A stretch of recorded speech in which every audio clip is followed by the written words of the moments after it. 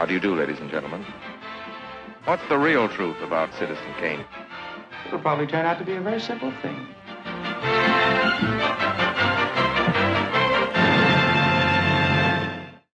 Hello, everybody. We hope you're doing well. I'm Max. And I'm Parker. And welcome back to Better Than Citizen Kane, the highly subjective show where we look at a movie and ask the question, is it better than Citizen Kane? I thought you didn't believe a movie could be better than Citizen Kane. When did I say that? On the Ride to New York. No. I never said that. Yes, that's right. Nothing can be better than Citizen Kane. Unless you believe that all films are contenders for the title of greatest movie of all time, then it can. This is an amendment to the earlier rule. If a film has a great historical or cultural impact and does what it's trying to do well, the comparable relevancy of Citizen Kane to a society 80 plus years on is lifted. That doesn't work either. Because what happens then is all the old guard can't understand how you could think a more recent film means Citizen Kane is less great. Like it means Citizen Kane can't still be historic. And why do you have to go to other movies to find reflection and relevancy? And when you say, no, Citizen Kane can still be relevant, but other movies can have relevancy too, the old guard then accuses you of having recency bias, which you probably do. I mean, come on, who the hell are we kidding? Let's face it. Which brings us back to the earlier rule before the amendment, which is nothing can be better than Citizen Kane, except for When Harry Met Sally, 1989. Or is it? Wow. Excellent work. Good stuff all across the board. That's very fun. Thank you. That was from Everything Everywhere All at Once, I believe. Oh, wow. Yeah. Okay, cool. That's strange of you to bring that up. That was last time, but I can deal with it. I can handle it. I also was like, should I go full Billy Crystal? I went, no. I didn't practice. So I hope that was okay with everybody. Yeah. Well, thanks for tuning in, everybody. Yeah, welcome back. Glad you're here. It's a cozy episode today. We're wearing sweaters today. Yep, we're back in our chill lounge, holding the mic vibes. Yeah. Good stuff. It's nice. It's nice. It's good stuff. Yeah, good stuff.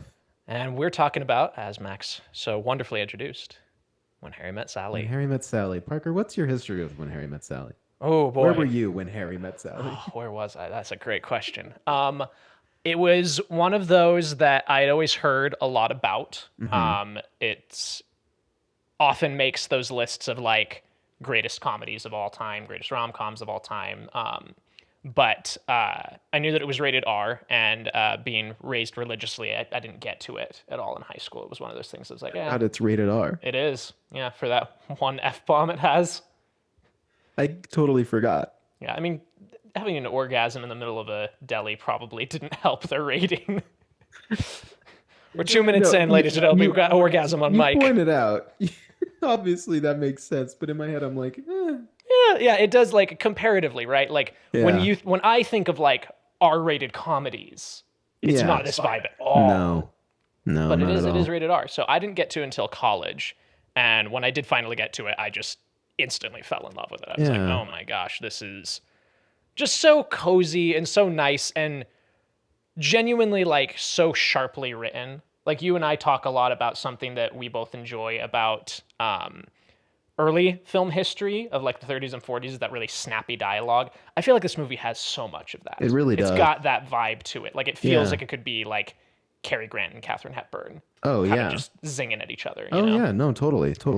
And so ever since I watched it, it's become a yearly thing. I watch it at least once a year, usually during the fall into winter transition. Although it might end up, I don't know. We'll see. We'll see where things land for me as time goes on. I could see myself revisiting this like in the fall, but then also this being a really great New Year's Eve movie. Oh, totally. Yeah. One of the few, I would say. Yeah. I'd say so. One of the few candidates. What about you? What's your history with this movie? It's it's a movie that exists within our culture. It has a big point in it. I feel like I don't know how to speak for people who are younger than me, but I feel like as I was growing up, it was like, yeah, When Harry Met Sally is just a thing that you hear about. Sure. I didn't really know what it was. And then like once I was like 13 or 14, you'll learn about the restaurant scene, I'll have what she's having. But I really had no clue what it was about really until I came to your house in November of 2021 and I watched it for the first time. But this is my fourth watch because I squeezed it in earlier this year. Wow, 2 years ago. That's wild to think about. Yeah. Wow. Yeah. Okay. So it's been 2 years with Harry and Sally, and I've enjoyed it. Good.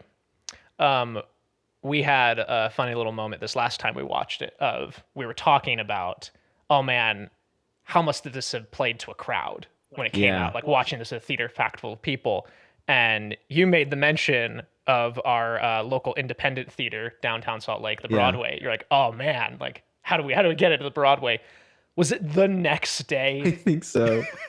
It was like pretty soon after they announced that they're just showing it on like December 29th. Yeah, it's part of the like holiday Christmas lineup. Yeah, so that's a must. That's a must. That's a must. Gotta go check that out. Yeah. But yeah, very fun. We talked about this before, but still just makes me happy to know that I was able to introduce this to you here at my place when we watched it. Good movie. But you didn't see it till college. No, I probably watched it sophomore year sometime. Okay. So cool. Yeah. Okay, so this movie, man. This movie, I think the comparison to those like 30s, 40s like code era films is interesting because obviously we just talked about how like, oh, I forgot it's rated R. Yeah. So just at this point in my life, rated R doesn't mean anything. Sure. Like I just see any I don't movie. think about it anymore. I don't think about it. But I think that's interesting because a large reason as to why they were doing a lot of that dialogue and how they would view it when they were writing it. I can't remember what movie this comes from or what director or writer says it. So what's the point of bringing it up? It's just one of those thoughts that exists in my brain that someone else introduced to me of like they used dialogue as sex in those movies. So like the two characters, rather than like having them, you know, even like kiss horizontally, which you weren't allowed to do, or have sex, they would just have really snappy dialogue. It was like, if that's all you have to show the chemistry between these people and like the sexual tension, then you're going to make use of it. And I feel like this movie also has a little bit of that, but not really. A lot of the snappiness is between, like, there is that. Yeah. But it's not as like sexually, like, you know, like on fire necessarily, because they are friends for so much of it. But I do think it's an interesting point of like these two people who get along really great through their dialogue. Yeah. Until they actually do end up sleeping together. I don't know. Yeah, that's a thought. I don't really. That's a great observation. For it, but... No, I like that a lot. I think there's definitely like merit to that observation and interesting things to be said about that. And you're right. Who knows like if we'll say? Who knows if we'll say them? But there could be. Potential is there, is what I'm saying. Yeah, no, I agree. Like there is a lot of that kind of energy to this of just like, I don't know, in my experience with rom-coms, which I've seen quite a few, I grew up with sisters and who I was very close with. And so that was a big rotation, was just kind of watching rom-coms with them and my mom. And a lot of the time, in my experience with other rom-coms, it's sort of like them finally sleeping together is like the slow burn of the entire movie. Like it is the point. Like when are they going to sleep together? Right. And this feels, I don't know, like it manages to skirt that a little bit by virtue of just focusing on their dynamic as people for so much of it. Yeah. And really, once we're into the movie proper, after you've had the time jumps, very firmly establishing, like, you know, Billy Crystal even says, he's like, you may be the first beautiful woman I've never wanted to sleep with. Yeah.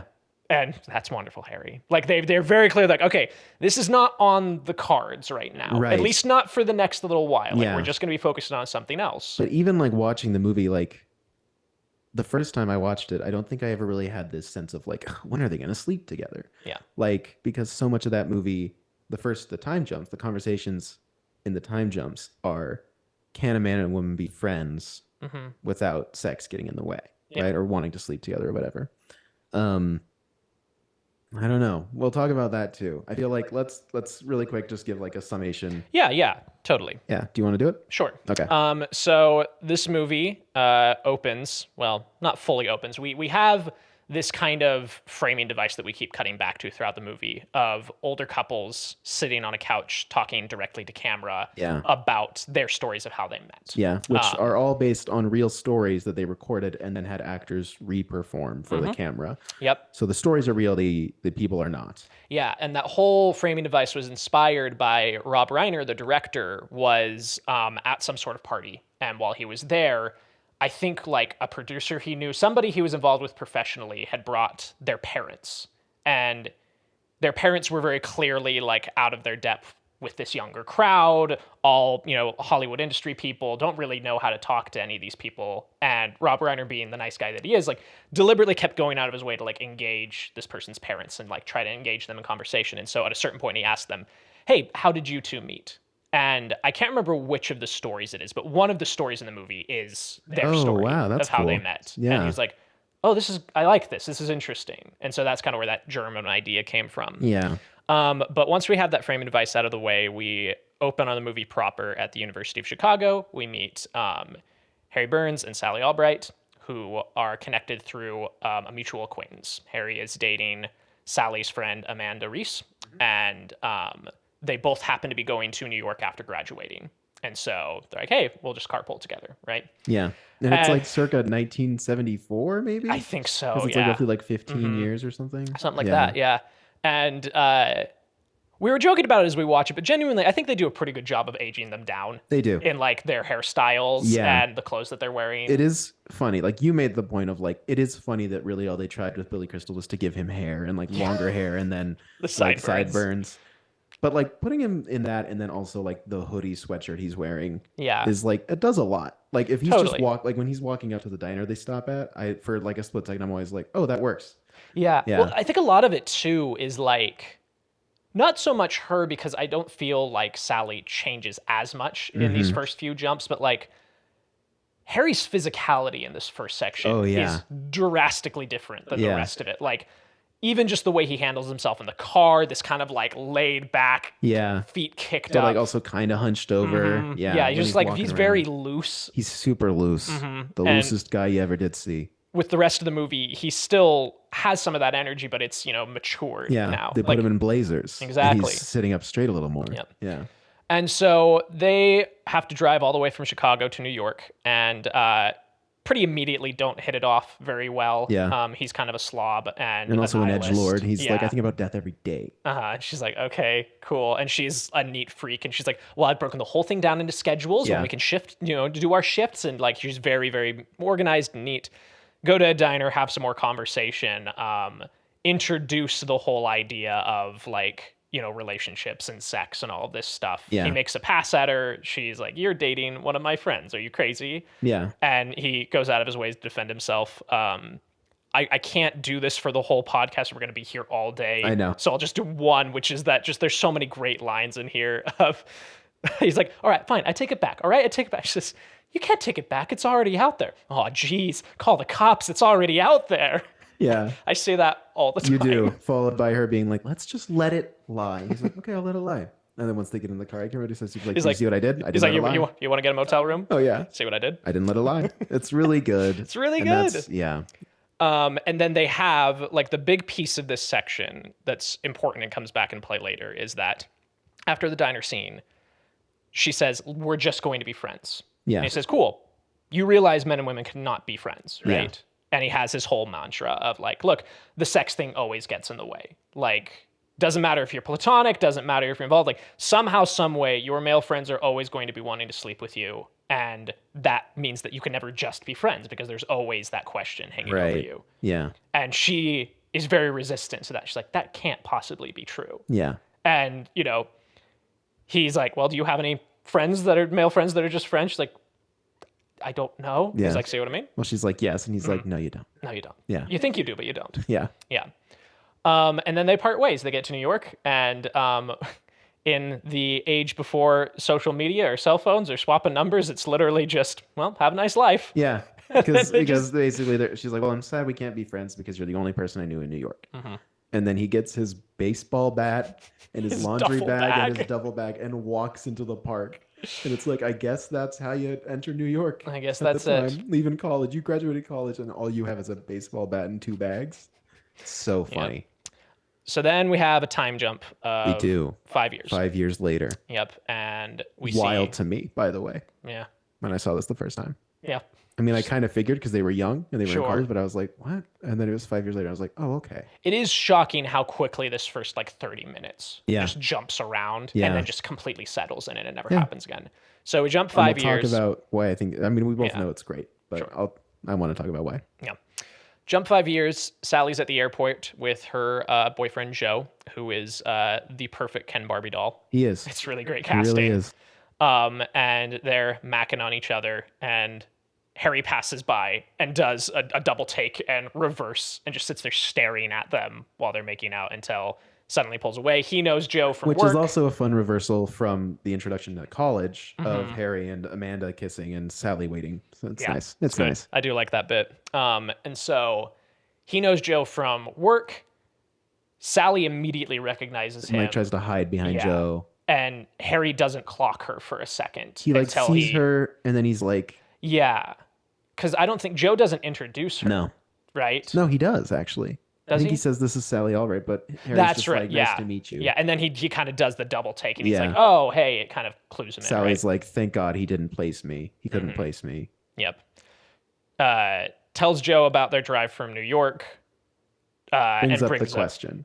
Hey, he said that men and women can't be friends. It's so Do you think funny. that's true? No.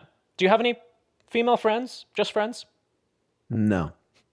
But if it's important to you, I will get some. We're going to do this. I'm sorry. There's too many good ones. It's a funny movie.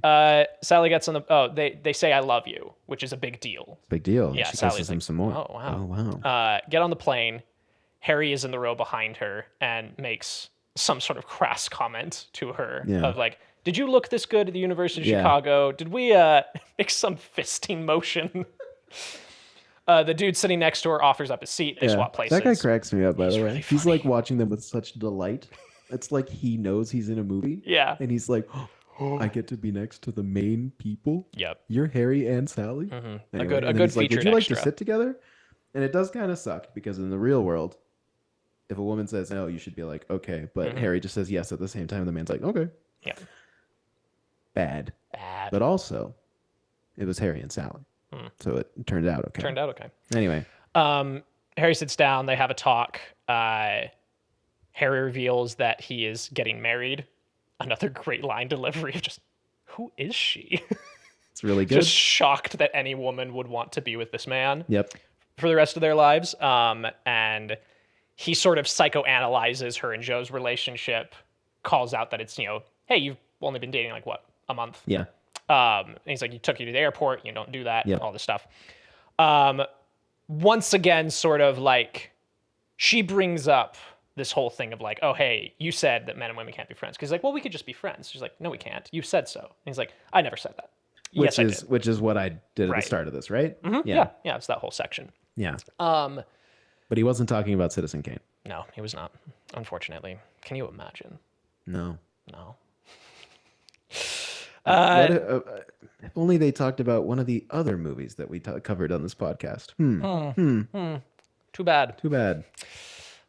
So they say their goodbyes. And again, it's one of those things of like, hey, not planning on ever seeing you again. They leave. Another 5-year jump happens. Yeah. Which really got me. Yeah. It's like, wow. Whoa. And Sally's in the park with her friends. I cannot remember the other girl's name. One of her friends, and then Carrie Fisher, who is playing Marie. Yeah. I don't know her other girlfriend's name, but they're all having lunch. We get to know Marie a little bit, and she's Sally, the kind of person who has a Rolodex or like recipe box in her bag of just men and their contact information. She's got this running bit of a man she's having an affair with, and everybody is like, he's never leaving his wife. You know that. And she's like, you're right. I know you're right. And yeah. She's like exclusively attracted to married men. She pulls out one of them and like dog ears it at a certain point because she finds out that dude's married. Yeah.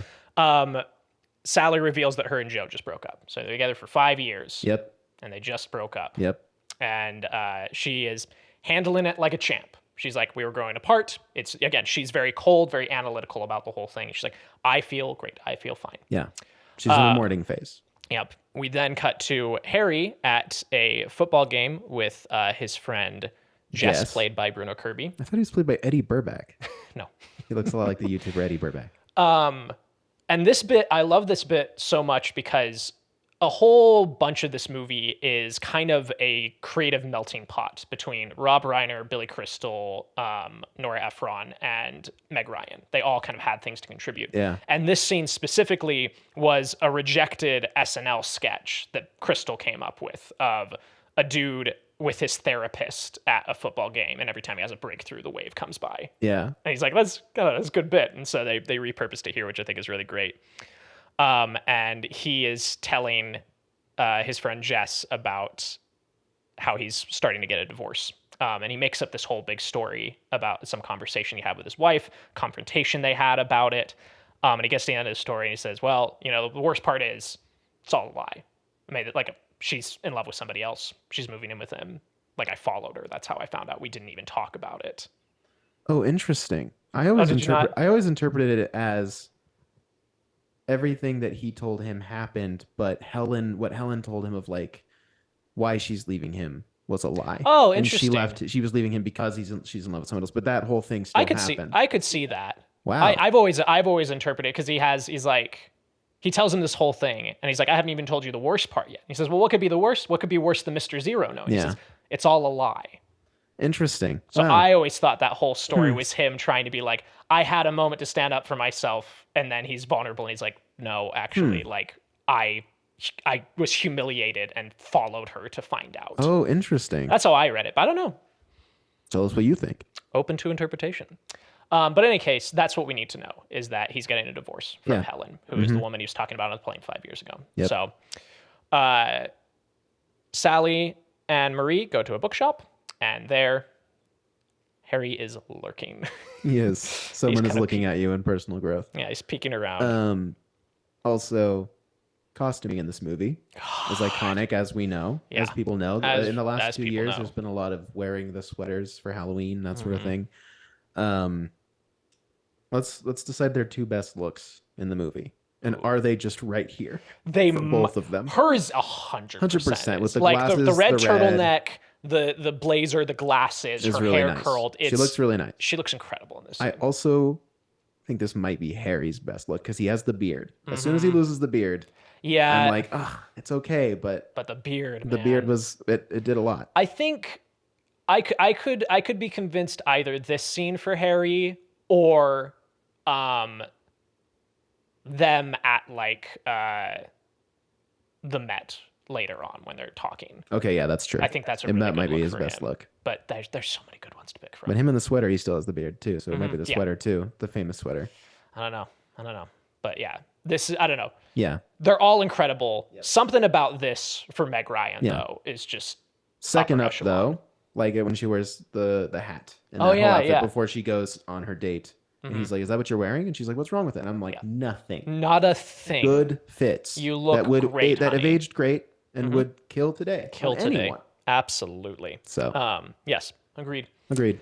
So they reconnect, and they are both much softer this time, much kinder and more empathetic. Especially to each other. Harry. Especially Harry. Harry has changed a lot, which I feel people either don't care if he changed or not, because there's a lot of like, I don't know, a lot of people our age I feel like are kind of like, he still sucks at the end. I don't know. I think all of his edges get sanded off. Yeah. Quite frankly, by the process of getting a divorce. I think, speaking from experience, it does things to a man.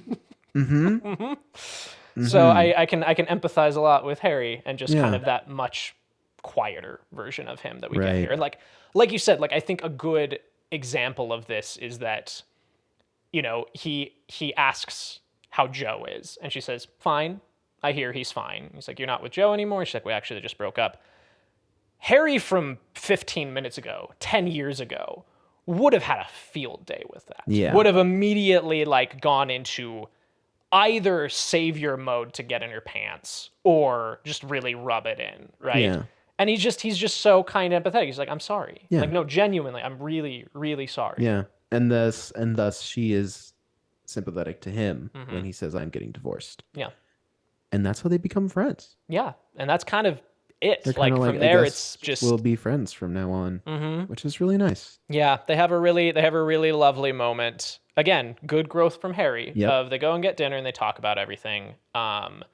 And then they're walking around afterwards, and he makes a mention of how she's different. And he's like, "You're much softer now." And she gets upset about that. And she says, "That's a backhanded compliment. Like, it's really just pointing out that you thought I was icy and cold or whatever." And he's like, "What's the statute of limitations on apologies?" Yeah. And she said, 10 years. Which I think is a really important line. Yeah. And I highlighted in my review. It's really good. I think it's really important. It's really important, I think. Yeah. And that's why I wanted to bring it up here. Like, it is that shift of she calls him out for his behavior back then and now. And rather than fight, rather than defend, rather than say, "I never said that," he's like, "Think I could still apologize? Like, would it matter?" Yeah. And she accepts. And it's just a very nice beginning of their friendship. Absolutely. And like we mentioned earlier, scene closes with, "Hey, you might be the first beautiful woman I've ever wanted to not sleep with." Yeah. And that establishes the whole dynamic. That's wonderful, Harry. And then from there's kind of the rest of the movie. Like, we could go scene by scene. Well, there's a nice but... montage of them being friends. They're both trying to get back out there and date and stuff. They get a Christmas tree together. Yeah. They talk about Casablanca, which is what I was referring to earlier. And they watch it together. They watch it together over the phone, which is a cute little thing that Billy Crystal and Rob Reiner did. Mm-hmm. They would watch movies over the phone together. Yeah. I think that's really important too, that it's a friendship that isn't just being written and created by a man or two men. Totally. It's two men, but also like women are pitching in, and it's just like an honest portrayal of a friendship, a close friendship that you have with someone, no matter their gender identity. Yeah.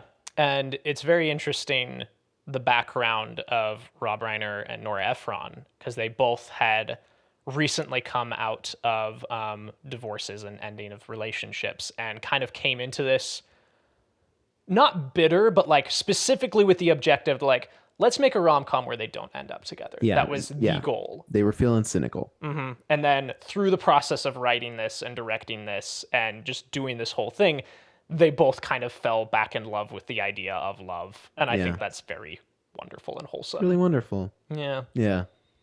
So they're friends for a while. Mm-hmm. And then they're trying to get each other to find dates. So they go on a double date with Jess and Marie. Mm-hmm. They're two friends. Jess and Marie hit it off in like one of the funniest, like most slapstick moments. One is just Jess being like, "I wrote that," when she quotes something he wrote in a magazine at dinner. Mm-hmm. Did I skip too much? No. Okay. Again, it's There's a lot of like funny lines. There's lots of funny lines, lots of tidbits, but what was I doing? You were growing. That's really funny. And then like this dinner, and then so basically Jess and Marie hit it off when Harry and Sally were trying to set each other up with their friends. Mm-hmm. And then at the end, they're like, "Well, maybe don't get together tonight," because, they're each telling their respective friend, like, "Hey, I know you're interested in Jess, or I know you're interested in Marie. Don't try and get..." Yeah, don't reject the other person. And it's like, "Okay, I won't." And then, and it's so funny. And Jess is just like, "Earl, I'm going to go home. I'm going to get a cab." And Marie's just like, "I'll come with you." And he's like, "Great." And then a cab just pulls up and they get into it. And it like peels out. It's like classic, just really funny gag. It's really good. It's like a gag. Like there's a lot of funny lines and a lot of jokes in this movie, but that is a gag. Totally. And it's so good. Mm-hmm. Yeah. In here you get the infamous diner scene. Yes.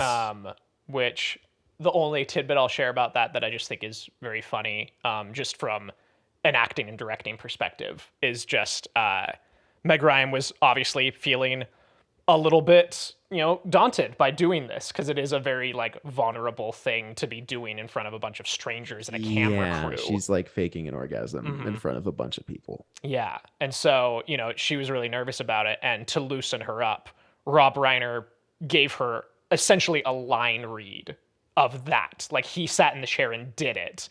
And he's like, "Hey, if I can do it, and you're Meg Ryan, you're gorgeous and wonderful and everybody," I was like, "if I can do it, like anybody can do it." Like, the ceiling of embarrassment has been raised far enough that you'll be fine. Show the Reiner cut. Yeah. Where is the tape? Where's the footage? Where's even just the audio recording of him doing? It's so funny. It's just, but also the video.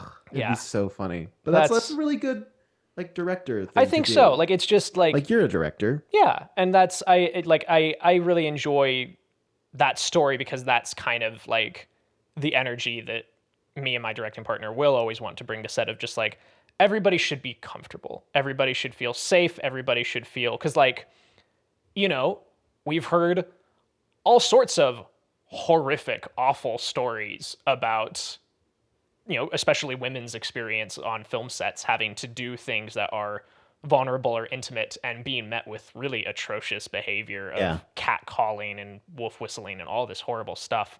And I'm just glad that like that wasn't happening here, because it very much could have, right? Easily. Like you could have had some asshole boom op making some snide comment every time they said cut. But like, as I understand it, it was a very safe and supportive environment on set, due in no small part to what Rob Reiner brought to the table and wanting to make it that way. And I think that deserves to just be acknowledged. Nice. And it's nice. Thank you for acknowledging it. Yeah. At a certain point, they will start seeing other people. Yeah, we see like little tidbits of stuff as they go Actually, through. okay, real quick. I do want to bring up specifically what you mentioned, hit them at the Met. Yeah. And obviously, Billy Crystal improving the whole silly voice, Meg Ryan looking at Rob Reiner off camera, really good. But the thing that I think is really important there that gets me every time is when he's like, would you like to go see a movie tonight, in his silly voice, which I won't replicate here. Once we have a Patreon, that's when you'll hear it. No. And basically he's like, would you like, and she's like, oh no, sorry, Harry, I can't. And he's like, why not? Do you have a hot date? And she's like, well, yeah. And it's like before they both kind of get back out there, and he's like, oh. And she's like, I didn't want to tell you. I thought, I don't know, we've been spending so much time together. And he's like, no, that's great. I'm happy you have a date. And there's this briefest, it's really good for Meg Ryan, just like the briefest kind of like, oh, like she kind of hoped that he would be a little disappointed, Yeah. Which is just so really well executed. Well, they just sprinkle those moments all over the place in really great ways. Like she has that expression there after she does her whole show of the orgasm. There's like just this really like warm smile and like approving nod from Billy Crystal, like, hey, you got me. Yeah. You called me out. Yeah, you got it. Yeah. And like there's just you just watch all of those little micro moments of them falling in love with each other throughout this whole thing. Yeah. So that when it does eventually happen, like you are rooting for it to happen. Yeah. Right? Yeah. Because the beginning of the movie, I don't think most people are feeling that way. Just because of how at odds they are with each other. But like all those little moments and like that specific, like the slightest of expression shifts that she does is a really good moment to call out. I'm glad you brought that up. Yeah. But yeah, Jess and Marie are getting married, right? Yeah. Is that where we're at? I think so. I think we're basically up to that point. So we're like 4 months later. This is a time jump that they kind of brush aside. It's like a 4 or 5 month time jump, right? There's a few more in there too. Well, yeah, this whole section takes place over a year. Because we see them right, doing because there's a New Year's party that they're at together. And she's like, see, you shaved your beard. Now we can dance cheek to cheek. And I'm like, boo. No, it's fine. Billy Crystal, you look fine. Yeah, and that scene is kind of the moment they're starting to realize. Yes, which is also a really lovely moment where they are dancing cheek to cheek and the camera stays locked, but they turn as they're dancing. Great shot. And isn't it? She realizes first. Well, yeah, but who's the one who's like kind of got their eyes closed as they're he's kind of she like nuzzles in and goes like, Yeah, and then it turns and his eyes, he's like, oh. And then it turns and she's kind of like, Another thing I love about this movie is that, and something that, again, we'll talk about the future of rom-coms following this movie, but something I think this movie gets really right is just the fact that both major things that happen on New Year's Eve are not timed to the countdown for maximum cinematic, like, chef's kiss, They run out because they're like, do you want to get some air? And they're like, yeah, let's get some air. Yeah. And they run out, and the countdown reaches 1 as they're going outside. Everybody else is kissing, throwing confetti. The time doesn't matter. Doesn't matter. Which is also kind of what the time jumps tell you, right? Yeah. It's like the time does not matter because if they are going to be together, they will be together. And I think that's a really nice message of like, I like that. There's plenty of time. Yep. They don't need to do the countdown to a kiss. And they kind of stand outside and then they're like, okay, if we're both single next year, then we have a date. Yeah. For next New Year's Eve. And then we get into the year. Yep. So Justin and Marie are getting married and they go to the Sharper Image. Yep. And do you want to talk about this scene? Yes, I do. So they're at the Sharper Image and they find a karaoke machine before they call it a karaoke machine. Oh, you got to check this out. He's like, it's a singing machine. And I just think that's very cute and very 80s that just we hadn't in the US gotten that concept here yet. Yep. And so Billy Crystal gets to show off his musical theater chops for a minute. And does Surrey with the Fringe on Top from Oklahoma, and is really just hamming it up in the middle of this Sharper Image. Gets Sally in too. Yep, Sally in, she's not great. Is Meg Ryan really not great, or is she? I don't know. I know she pretending doesn't. to be She doesn't bad? do her own singing in Anastasia. So I imagine, like, I Okay. think she can carry. I think she's putting it on. Yeah, I she think she is. can carry Yeah. a tune, but Yeah. she's not a professional Yeah. singer. Or Okay. anything. Right. Of course. And Sally, the character, is really Yes, bad. she's and really it's really endearing Mhm. because she is played by Meg Ryan, and she's so wonderful. And something really quick that I also want to mention is that it's really easy to catch all of Harry's flaws in this movie, and to Mhm. be like, and often, but also at the same time, a lot of his like victories over her are a lot more bold and like Sure. just by nature of who Harry is and who Billy Crystal is. That it's like way easier to follow this movie and be like, man, this movie's on the side of Harry. Mhm. And I feel like if you're not really paying attention, it's like, no, Sally is also like a real person Mhm. who also has like not necessarily flaws, but kind of flaws. And we're getting to that when he kind of calls out something that she doesn't really do. Mhm. And then like, I don't know, like she's just as equally getting victories over him Totally. and like winning arguments. And I don't know. I just want to like highlight, like, I feel like it's so equal. It between is. them. And I feel like I 100%. love this where it's like Harry can sing really well, Sally can't. Mhm. And I just think that's really nice because it would be so easy to be like, well, it's Billy Crystal and you know, Yeah. he's not the best looking guy. Mhm. He's, you know, anyway. Right. Just No, want to throw I think that out that's there. fair. Sorry, so they're singing. Yeah, so they're singing, and halfway through, Billy Crystal just freezes, and Sally thinks it's because of her singing, Yeah.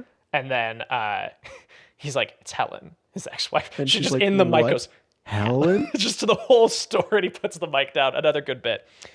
And Helen does the meanest thing she could do of just going out of her way with her new boyfriend, Mm-hmm. husband, whoever, just to walk up to Harry and just be like, "Hi, Harry. Just She wanted to doesn't- talk to you."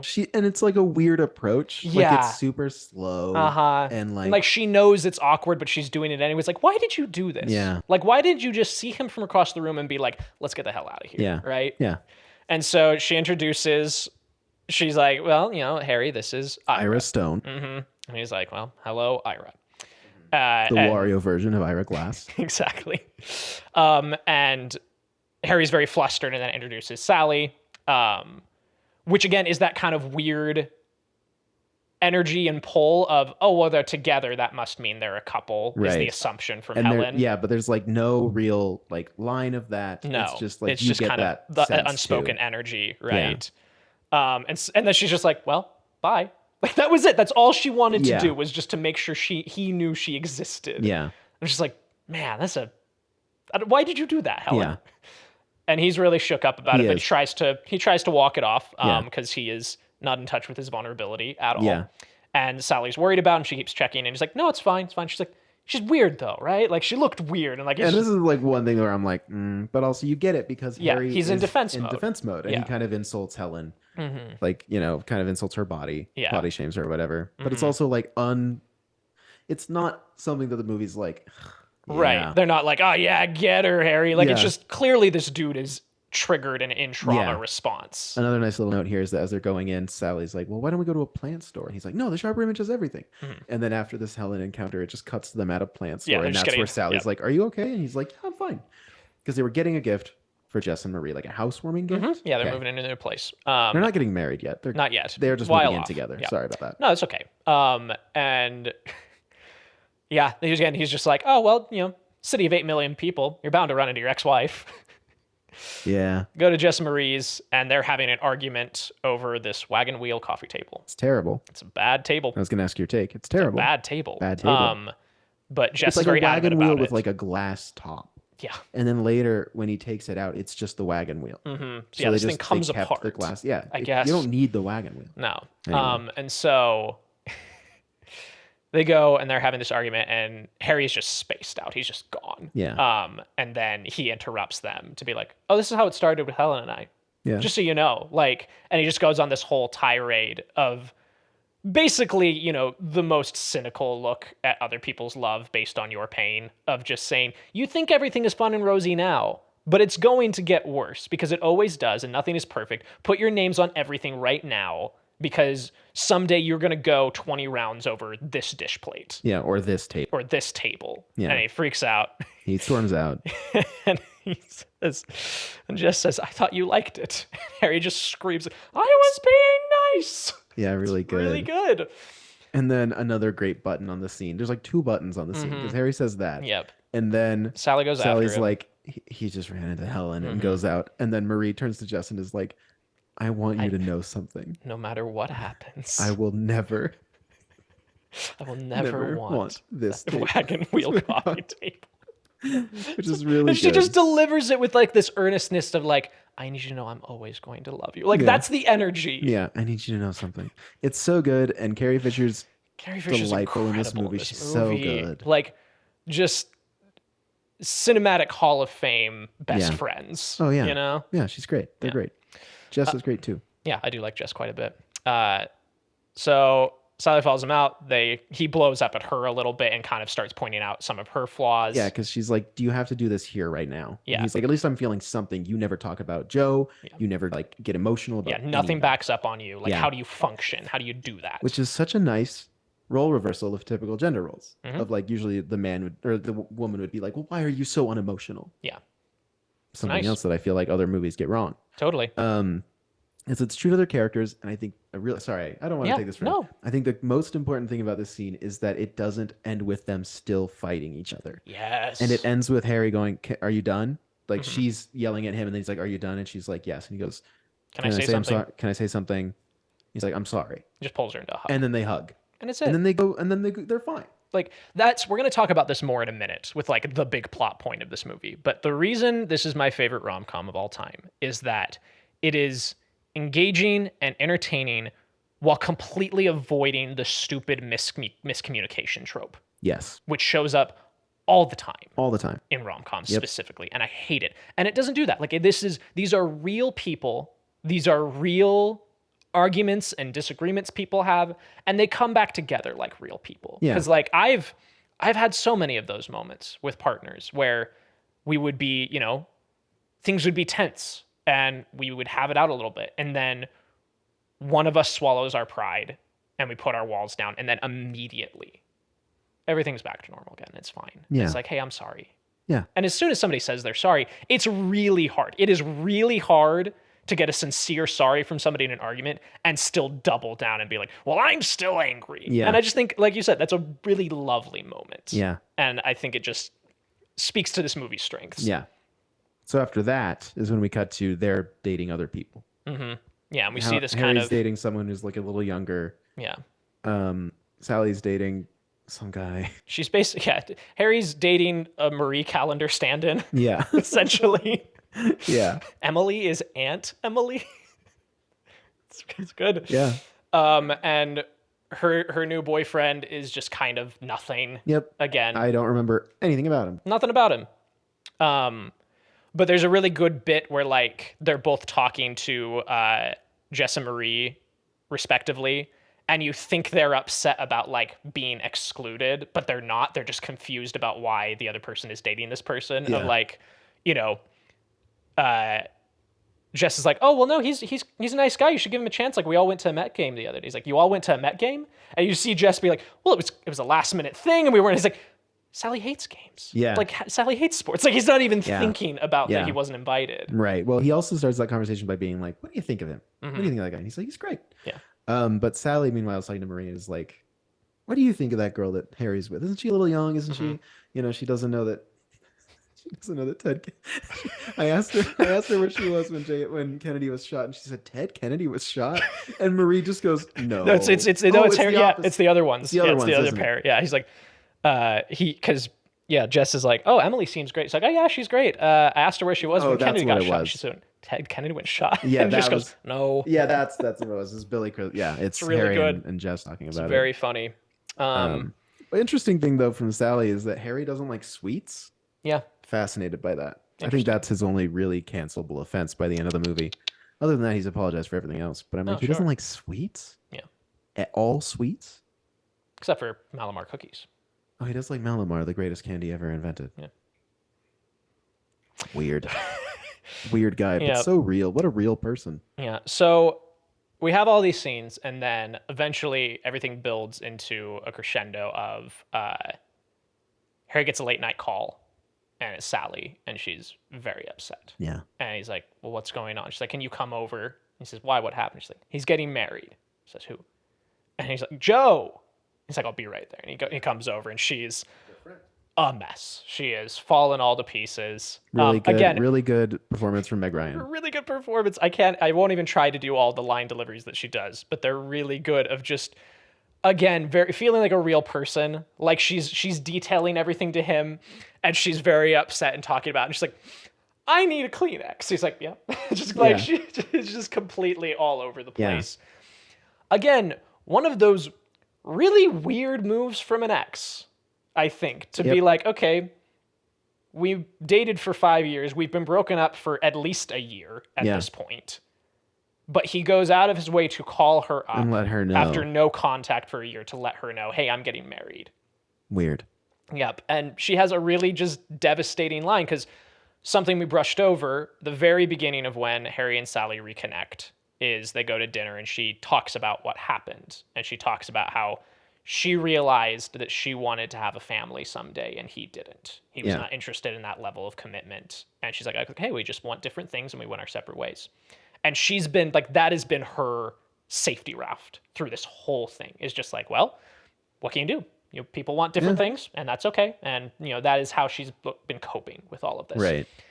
And all of that comes crumbling down from her in this just really heartbreaking line where she's like, I thought he didn't want to get married at all, but it turns out he just didn't want to marry me. Yeah.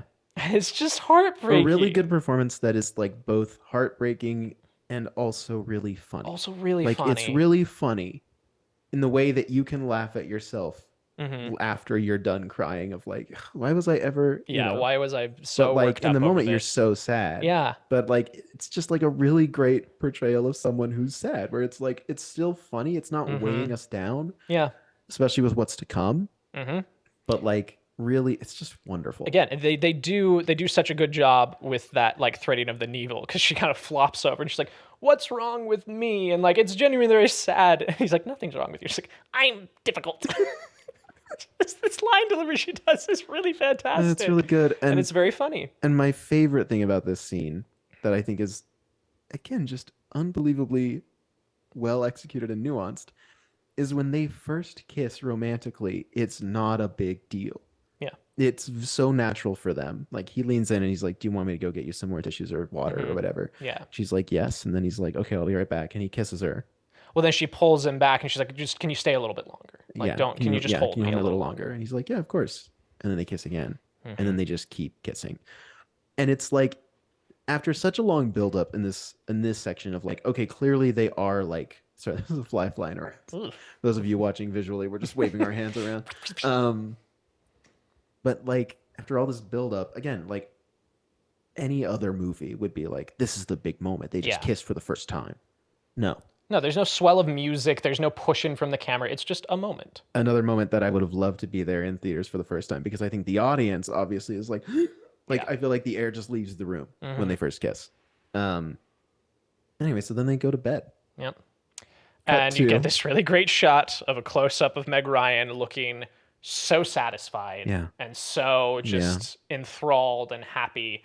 And it just pulls back and you see Billy Crystal staring up at the ceiling, horrified. He looks gone. The dude has like the 100-yard stare. He does. He's just gone. Horrified. And she's oblivious to it. And there's just kind of this awkward tension there. Like they're trying to get back in step with each other. And she's perfectly fine with where she's at, but he is very clearly not.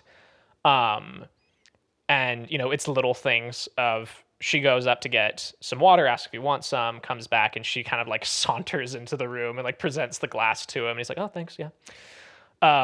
He makes his observations about her room. He's like, you have all your videotapes alphabetized and on index cards. And then she's like, well, do you want to do anything else? Or you just want to go to sleep? And he's like, let's go to sleep. Yeah. And she's like, oh, okay. Yeah. And they just kind of roll over. Yeah.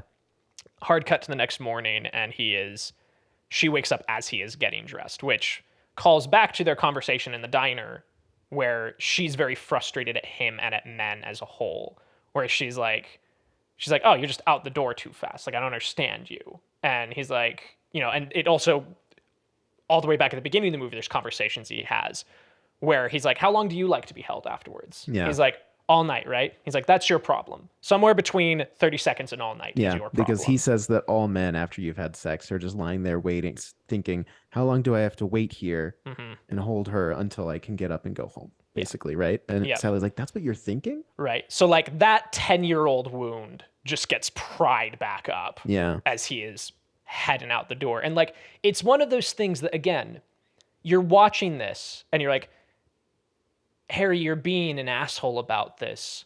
And it's necessary stuff. Like, he's like, hey, you know, I have work, you have work, I've got to go. But I would like to take you to dinner tonight. Like, he's trying, but it's just he's so in his own head and so freaking out that like there was a calmer, gentler way of doing this. Right, but we established with him that like he was so in his mind of like, this is a really good friendship that I love, and I'm not going to let sex get in the way. Yeah.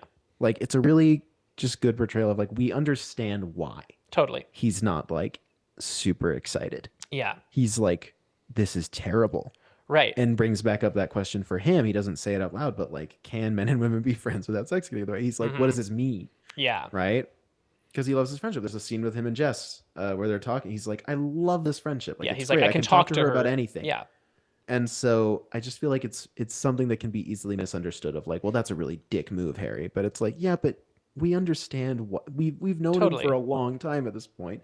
We know that he's not just being an asshole. He is just like, he's in his head. He's paralyzed. Yeah, he's afraid. Yeah, and I think it's good. Again, the worst version of this movie would have some sort of contrived misunderstanding that forces them apart. Yeah. But this is a very real human thing of two people who were not prepared to navigate this with each other, don't know how to navigate it with each other. Yeah, because that's the other thing is that right afterwards, Sally's like, I think it was a mistake. Like, she's thinking that to herself because we suddenly get voiceover monologue of their thoughts, which is important. Yep. And they both immediately call Jess and Marie, and you have this really amazing three-way split screen of the two of them in bed, and then on either side you've got Harry and Sally, which was just a nightmare to film because they're on three separate sound stages with earpieces in their ears trying to sync it up. Yeah. And it took something like 52 takes or something like that. And they got it on the 52nd one or whatever. And Rob Reiner's like, well, let's try it again. Just, let's see if we can get one for safety. And they couldn't do it. And he's like, nope, that's it. Yeah. So the one that's in the movie is the only one that they got. Wow. That worked out properly. 50-second take. Yeah. Wow. That's really great. It's just fun. There's a great moment where Jess and Marie turn to each other and they go, they did it. It's really good. It's really good. Making excuses for, is that, are you talking to somebody? He's like, it's just Jane Fonda on the VCR. Yeah. But the other thing that's really nice is at the end of that, there's a really sweet sentiment where, is it Marie who's Marie says, tell me I never have to go back out there again. And Jess is like, you never have to go back out there again. Yeah. Which is so nice. And it's very, very wholesome and very nice. Yeah. Then they don't talk for a long time. No, they go to dinner. And they both say it was a mistake. Yep. And the tension is palpable. But clearly Sally is really like, again, like an even bigger version of what was at the Met of like really. Because she says it first. She's like, it was a mistake. He says, I'm so glad you think so. And you just see her get like crestfallen. Yeah. And it's just, Yeah. Which, talking about them both being well-rounded people, I think that is like one of her character traits is this idea of like, never saying exactly what she wants. Yeah. Like she puts on a show, but like deep down, there's something else that she isn't expressing, right? Yep. And that's a through line through this. But just things are kind of tough and they don't see each other for a while. And we stick mostly with Harry through this as far as like an emotional perspective. We do get Sally, we get a reflect. It's been a year basically since Christmas or whatever. And Sally's taking a Christmas tree home by herself while Harry's trying to call her and get in touch with her. Yeah, that shot almost made me bawl my eyes out this time. Yeah. Like that specific shot of her just dragging the tree by herself. I was like, I can't handle this right now. It's just a really great like showcase of like, I don't know, like visual storytelling of like earlier in the movie, them carrying the tree together. And it's so simple. Yeah. But it works. It works. And it works because it's simple and it's simple because it works. And it's really great. Yeah. So we see moments like that of her being isolated alone and Harry trying to make contact. Yeah. And also alone in his apartment, throwing cards at a trash can or whatever. He, keeps leaving voice messages for her. Sings a little song. She doesn't answer. It's another really good gag of a cut is he's with Jess and they're getting hot dogs or something. And he's like, what do I need to do? Do I need to be like beat over the head with a club? She doesn't want to talk with me. I'm done making a fool of myself. Hard cut to him singing a song into her voice message, asking her to call him. She really answers funny. Though. She does. Right at the end, he's like, "Okay, bye," and then she picks up the phone. Yeah, and they talk a little bit. And he says he's sorry. Yeah, he says what are you he's doing sorry. Tonight? Yeah, because it's New Year's Eve. It's New Year's Eve. We said if we didn't have a date, we would go together. And she's like, "I'm not doing this, Harry. I'm not going to be your consolation prize." Yeah, which is a good line. And yeah. And then Harry does my typical Tuesday night in the summer, which is walking by myself, looking a little sad, having an ice cream. Yep. Like every once a week in the summer, I do that. But on New Year's Eve in New York, it's cold. Yeah, so he's just kind of avoiding everybody. Jess is at the party, all dolled up. And Sally. Oh, thank you. And so Jess is also at the party, all dolled up. Yes, he is. They all look great. We skipped over the wedding. Oh, we did. Jess and Marie have a wedding. That's where the fight really happens. Yeah, that's where things kind of boil after over. The dinner. There's a big wedding with Jess and Marie, and Harry walks up to Sally. It's been like 3 weeks. Yeah. And he's like, they're the maid of honor and the best man. And so it's really nice the priest is doing like the vows. They're looking at each other. Yeah, they're just framed standing there. Like a bride and groom. This could be a potential best look for her. This green dress Green dress is really nice. Good. Harry, meanwhile, not great. No. Suits at the time. Yeah. Anyway, so they have this big fight. She hits him because he insinuates that she's a dog. Yep. And he insinuates that she thinks that he's saying he took pity on her. Right. Which is where she boils over and can't take it anymore. Yeah. It's really good. Anyway, so that's when they fought. Yep. And that's when Yep. Thank you. Yeah. Yeah. I just thought of times that Jess was all dolled up, and I realized we didn't talk about his wedding. We didn't talk about the wedding. Yeah, so we're back at New Year's at the end of the movie, and Harry's just wandering around the streets of New York, and it's the best part of the movie, I think, of he's walking around, and I'm just a sucker for a good like callback montage in a movie. Yeah. And he's at I don't know the name of the landmark, the big arch in New York. Forgive me for not knowing the particular name. Never been. Yep, never been. But take us to New York. That is where yeah, please. That's where Sally dropped him off after they came from the University of Chicago. It's really nice. So it cuts to that, and you just hear the voiceover bit of, well, you realize men and women can never be friends. And then there's a little montage of them being friends. For the whole movie. And I think it's really lovely, too, because it's all the moments we saw, but it's alternate takes. Yes. It's not the exact same footage. Yeah, it's so good. It's all alternate takes, and it's really lovely. And then Harry Connick Jr. singing It Had to Be You comes in, and he just starts running. Yep. And it wrecks my shit. It also replays Sally's time. line of "You're the only person I knew in New York."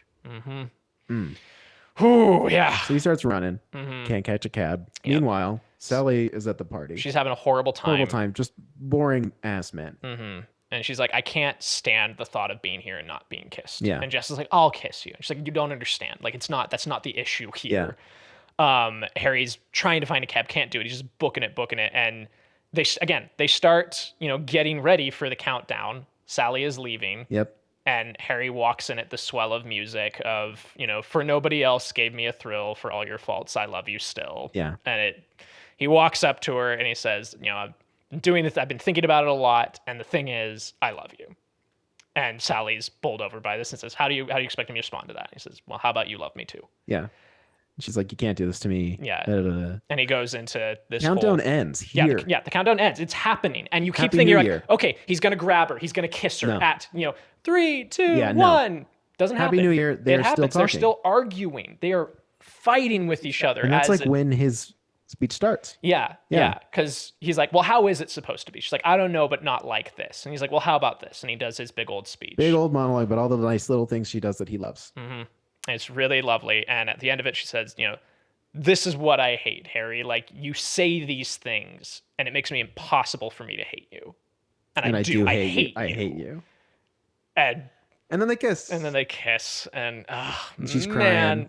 Good tear performance. She's once again killing it with the crying. It's really good. And they kiss, and then it, pulls back, and then end of the interstitials. We had all the interstitials, all the couples, and at the very end, it's Harry and Sally. Yep. And they're telling their story of how they met. And they say, we hated each other. 10 years later, we met again. We became friends. Yeah. And we were friends for a long time. Yeah. It's like, and then, then we got married. Yeah. And they're like, we got married 3 months after that. Like, it was Yeah. only 3 months, and they talk a little bit about their Big wedding. coconut cake. Having the chocolate sauce inside. It's just very cute. And you cut to credits, and it's just... That's it. That's it. That's the movie. Perfect movie. Do you think it's a perfect movie? I think it's a perfect movie. I think it's a perfect movie. I genuinely think it is a perfect movie. There is nothing about this that I can look at and say that I would want to change.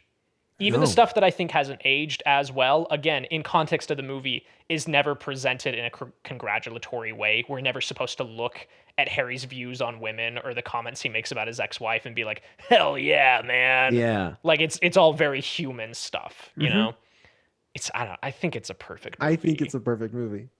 Yeah. And it just, like, it was one of those things, like, it bowled me over so much the first time I watched it, and I was expecting it to drop off on multiple viewings, and it never does. No. Like, it just consistently stays this, like, perfect thing. But it's also really easy to watch. Yeah. I feel like there's a version of this movie that's like it's agonizing to watch. Totally. Especially when they're not talking to one another. Well, yeah, like that, and also all the stuff at the beginning, like, this could have been a really bad high school production of like Much Ado About Nothing, where Yes. people are just like, I hate you, you disgust me, and then they fall in love. Like, it's so believable because they give them the time. Totally.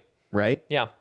And like I was nervous because I showed this to someone earlier this year, and I was really nervous about it because I was like, I've never really watched this with someone who hasn't seen it before in like, by myself. Sure. And I was like, I don't know, like, is she gonna hate Harry at the start of this? Like, is she gonna be like, can we turn this off? Because it would be rough. Yeah. But no, it's funny and it's charming. Even for the beginning, even if you don't like Harry, you just kind of are like, well, Sally's nice. And like, you're just kind of like, I don't know, this is interesting. Yeah. It's immediately interesting. I and agree. You're interested to see where it goes, especially if you know that it's something romantic, And it's something that I think all rom-coms after this that try to emulate this get wrong. And it's that either they introduce a man who sucks, but then he has to change in the span of like a few days or a week. Yeah. Right? Where it's like, well, no, by the end of the movie, he has to change, but we're not going to rip off When Harry Met Sally completely. We can't have like a 15-year gap. He has to change within like 3 days. Yeah. And it's never believable. And it never works. Right? No. And then the other version of, and that's kind of what you're talking about, right? Of like, it's like, I hate you, and then they fall in love. It's like, well, how is that believable? Like, we have to believe that. And it's a hard line to walk, especially, like, I think Much Ado About Nothing is a great way of looking at it, of like, the best productions of Much Ado About Nothing make it believable that while they do hate each other from the beginning, it's undeniably like an attraction. Totally. Right? But some of these other movies just get it wrong. Yeah, and they make just the man are like, just no, the worst. we hate each other. Yeah. There is nothing here salvageable, but somehow we're going to plumb a romance out of this. Out of like 3 days. Yeah. So it's either a good production of Much Ado About Nothing or When Harry Met Sally, and there's no in between. Yeah, kind of. Right? Yep. For this to work. Recommendation, check out the David Tennant, Catherine Tate, Much Ado About Nothing. It's really good. It's really good. Really good. I also like the Kenneth Branagh one. I really like the Kenneth Branagh It's a good one too. It's really good. Yeah. Yeah. Man. Okay. Yeah. Anything else you would like to say about this movie before we get into criteria? Thank you to this movie for making little guys who aren't the most handsome guys wearing sweaters a viable option for all the Meg Look, Ryans man, in like the world. that's like Billy Crystal's got sex appeal in this movie, man. He does. He does. It's undeniable. It is. It really is. And that's great. I think that's awesome. It's really awesome. Yeah. Because that's the other thing, is that all these other movies are like, it's Ryan Reynolds. And I'm like, yeah, okay. Yeah, sure. He's All got right. no hill to fight up. Yeah. Billy Crystal's Billy Crystal, and he's great, and I like him a lot. Mm-hmm. But he's not Ryan Reynolds. No. But he's still very attractive in this movie. He is. And he's just, I don't know. He kills it. I've talked to a lot of women who say they just love him in this movie. It's the They're power like, of being "Man, funny. it's the- All those, I'm trying so hard." aren't we all? Do you have anything else to say about this movie? No, just like, again, I love it so much. And like, without getting into anything too heavy, like have been daunted a little bit by this movie because of personal life stuff, and was really worried about it, and was worried that like it was going to get tarnished or tainted, or I wasn't going to enjoy it. But like, it was oddly very affirming for me in my life right now. Oh, And I love I that. needed it. I'm so glad. Yeah. We've been watching some good movies for this podcast recently. Yeah. Surely it won't end. Surely. Okay, criteria. Okay. Historical and technical significance. Not so much the technical significance. No. Not necessarily film history. No. But this did maybe revitalize the rom-com. I think in a lot of ways. Version of the rom-com. Totally. That people wanted to emulate. Yeah, because at this point, like, the in vogue version of the rom-com was anything coming out of Woody Allen. Like, a lot of people decried this when it came out as being like a poor man's Woody Allen. Or maybe something like Overboard. Yeah. You know? Mm-hmm. Just like more comedy. Totally. But this is like a rom-com that's also got the heart. And I feel like, whereas the Woody Allen stuff is like funny, neurotic. Right. Yeah. Yeah. And there's some, what's the word? What's the form? Neuroticism? Neuroticism? Neuroses. There we go. There's some of that in this. A little tiny bit, but not really. Yeah. Yeah. Mm-hmm. I agree. I think maybe the only other argument you can make historically is, and I might be putting my foot in my mouth here, but I'm almost positive this is in the film registry of the Library of Congress as being culturally, historically, or aesthetically significant. Hey, if they say it is, then I think so. Yeah. I think so too. Yeah, kind of up there with like It Happened One Night as far as like reintroducing and kind of evaluating the romantic comedy. Yeah. And establishing like a new precedent going forward. Totally. Right? And I think like that right? That's the case with It Happened One Night, right? Like that kind of yeah. Gave us a million tropes, that's for sure. Definitely. And in that same regard, this also gave us a million tropes. And I think like this has really carved itself into pop culture in a very specific way. Mm-hmm. Like even the framing of when blank met blank. Yeah. Comes from this movie. When Harry met Lloyd. Yeah, it gets riffed on a lot.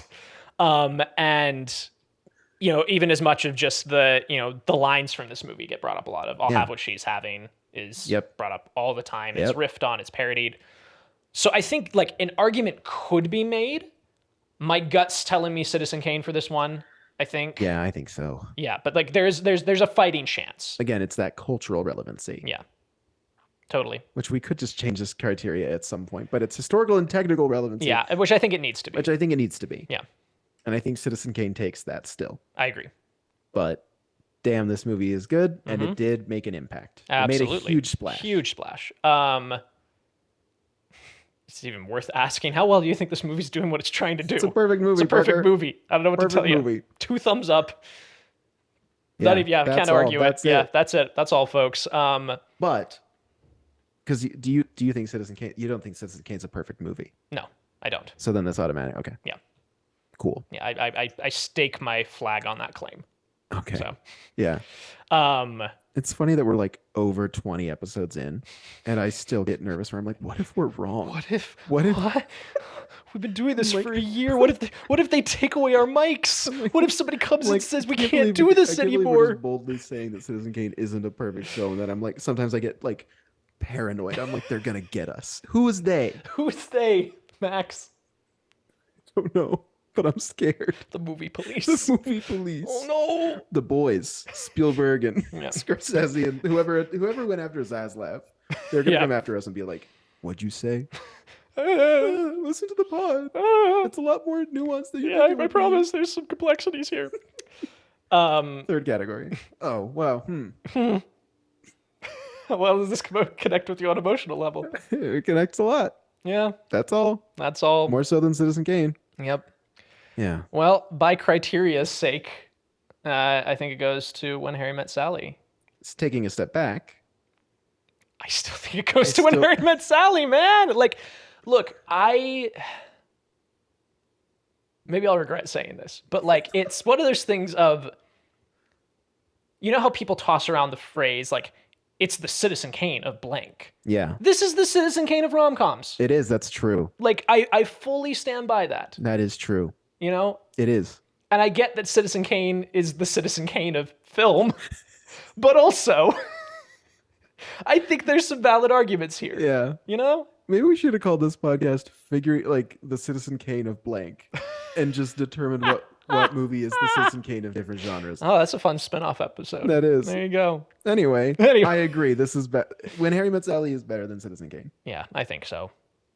Because it is the Citizen Kane of rom-coms. Totally. Still, once again, acknowledging that Citizen Kane is still good enough Yes. that we call this the Citizen Kane of rom-coms. Right. It's still the bar to be set, but like, it's the whole point of the podcast. We've been doing this for almost a year now. Almost a year, and I'm still trying to be like, don't be mad. Max gets real nervous about it, everybody. I don't care.